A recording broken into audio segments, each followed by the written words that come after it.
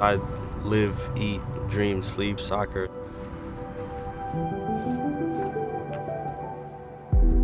Whenever I'm on the field, I'm just trying to get away from what's ever happened in a normal life.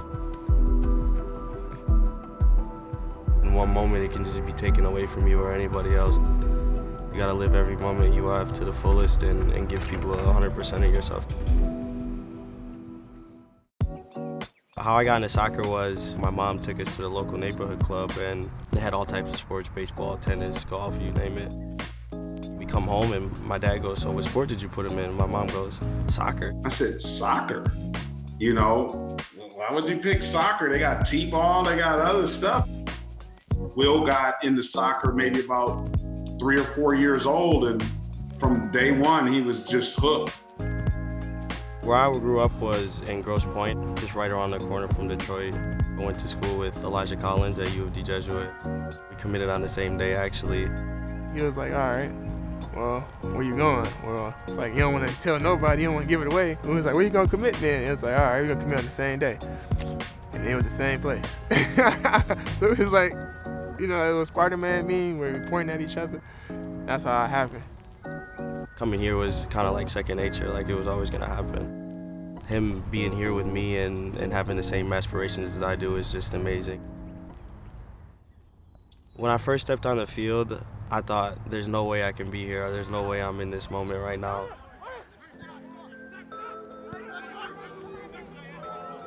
The senior leaders when I got in were mainly Jimmy Haig, DeJuan, Giuseppe Baroni, Hunter Baroni. They taught me everything that I need to know when I first came in. I was with them a lot, and they taught me so many things about just how MSU works and how to carry myself. When he got to Michigan State, he was just all about learning from the older guys, being in there. And I think to Damon's credit, Damon saw that very early. When he came in as a freshman, he was very energetic. I think he was eager to learn. It was 2018, and we went to the Final Four that year. Will learned a little bit of patience. You know, he came off the bench at times. Really was just kind of soaked it all in, and he was a student of the game.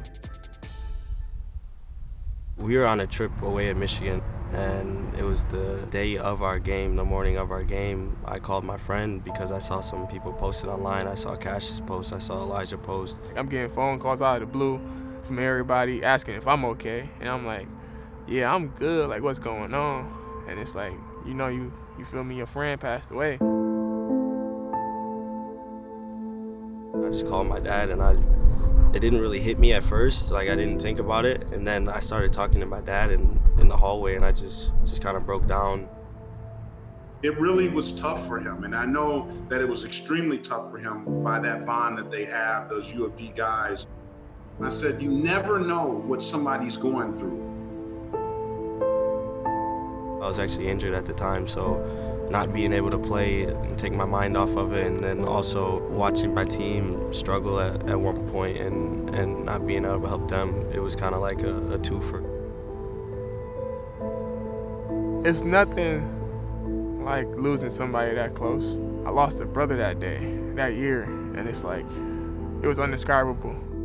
If you're gonna do this, like what we doing, both of us, do it for him and for anybody, because it's like, he's not here to do it anymore.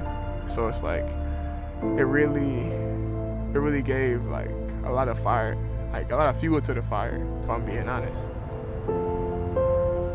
My approach to everything has changed since then, because in that moment you learn the fragility of life.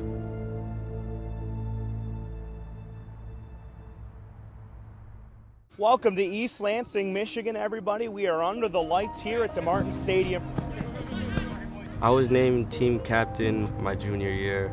It felt great just to know that your teammates look up to you. Come on, boys, come on, everyone. It's great to hear him in talks before the game.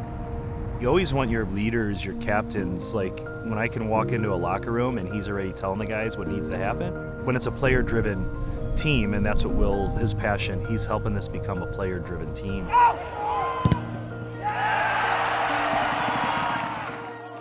Ever since he was a kid, he's always been a little beyond his years. The leadership skills that I see that he's adopted, I think he has a lot of respect from his teammates. players respect his game. And I think as he's gone through some of these different adversities, he's grown as a person and he's more confident in what he does and how he leads and how he communicates.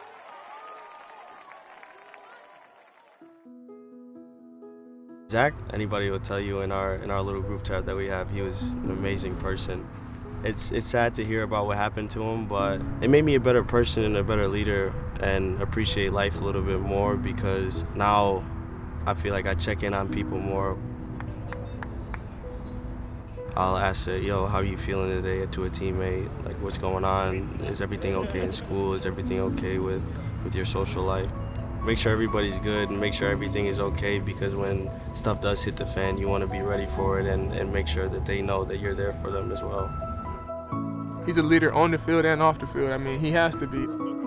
The time here, like, you think it would last forever. Like, you think it would be, like, as long as you wanted to, but it's actually a lot quicker and it goes a lot faster than you think. I have matured in a way that it has let me be myself 100% on the field, off the field, and in whatever I do. I know what can be taken from you and how quickly it can be taken from you, so just giving 100% of myself to everybody in every specific moment.